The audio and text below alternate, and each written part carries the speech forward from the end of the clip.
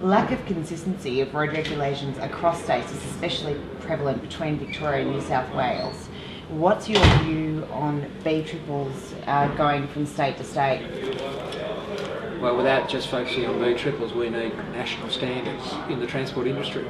And Victoria should be taking the lead. We should be the lead state. Right.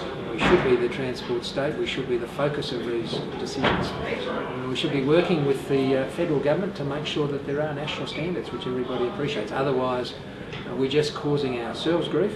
Yep. And we're making it more difficult for people who are seeking to do business. Sure. Because the Labor government have really beat up the B triple option across the country. They are talking about high performance vehicles. Do you see that as a realistic option?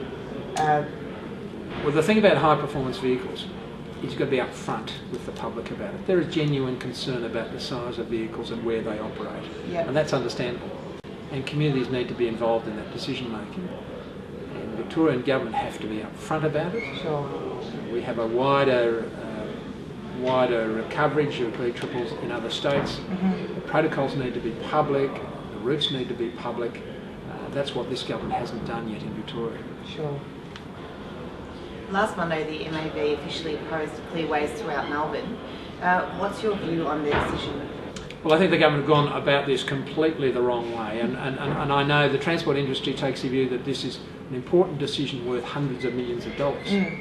And that may well be true. Yep. I can't account for that. I mean, I can't cost that, but I think that certainly the transport industry view. But you need to look at it from the small business point of view, because this means tens of millions of dollars to them. Right.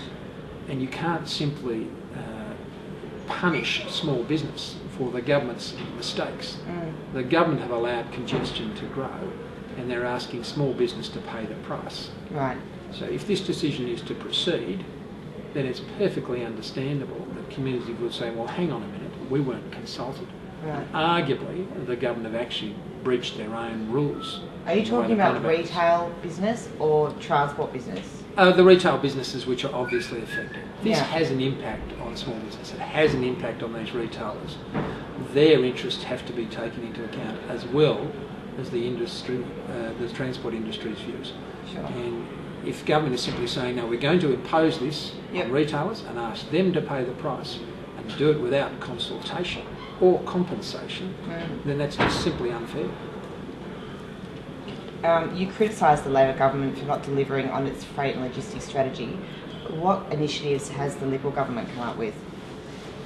Well, we're in opposition, No. not in government. So, Obviously.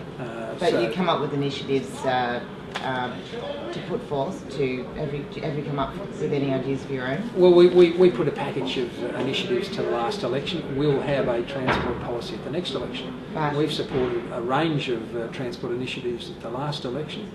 We will see what's in the government's transport plan in November. It's now just a few weeks away. They need to actually address all of these issues which have been raised by the transport industry and are so obvious in terms of commuters, those who use and promote the freight industry. Yep. They know what the issues are. The government's got to address them. Yeah. And just finally,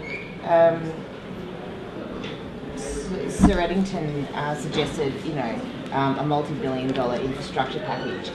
Do you think that's realistic? And do you support the notion that private enterprise would invest in that infrastructure investment? We don't have a problem with private industry, private investment. That's been our view all along, but it has to be open, transparent, and with public sector comparators involved. In terms of the Eddington report, there are a number of projects. They're focused on a relatively narrow part of Melbourne. Most of the significant projects have been previously proposed to government and rejected by this government. So there's a certain irony in the sense that the government is now reviewing its own decisions. Sure. So that's pretty frustrating for everybody involved. We've supported another east-west road link. Yep. The interesting thing about the rail tunnel proposed is that it's being marketed as a public transport tunnel, but it is earmarked in the documents as a freight tunnel. Now, I'm not sure what the government are going to do with that, but they need to clarify what the intention of that is going to be if they proceed with it. Great. Ted Baillieu, thank you so much for your time. Thank you.